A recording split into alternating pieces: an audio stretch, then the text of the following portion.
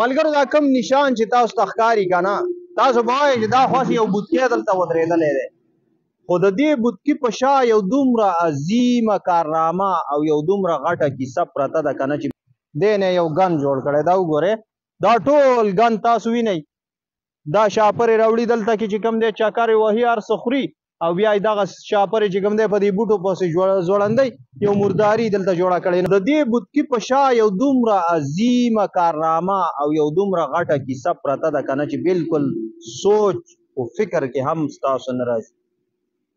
دلته کې دا یو عظیم مثال پښتنو قایم کړی دی هغه فرنګیانو له او هغه هندوانو له کم چې د دې خاورې ته سپک کتلي وو، کم چې د دې علاقې د خلکو د بېعزتۍ په توریا په دې علاقه باندې د قبضې دپاره راغلي وو، هغې له هغه 40 پښتنو یو عظیم شکست ورکړی و.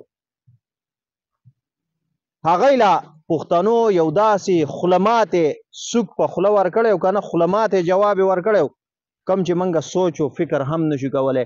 نو دا د هغو پښتنو شهیدانو یا د هغه پوځي جرنیلانو شهیدانو په یاد کې لګېدلی یو کالتوس دی.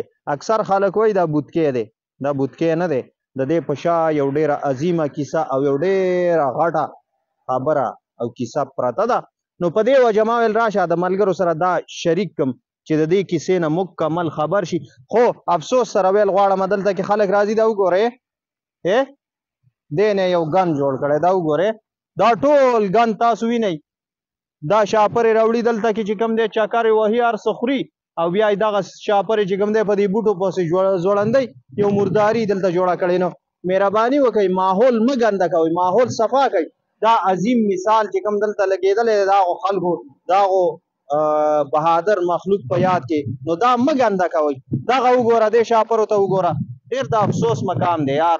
منګه هر یو کس لګیا وي څه نه څه نقصان دی ملک ته ورکوي، څه نه څه نقصان دی علاقې ته ورکوي، دې نه څه جوړېږي یار.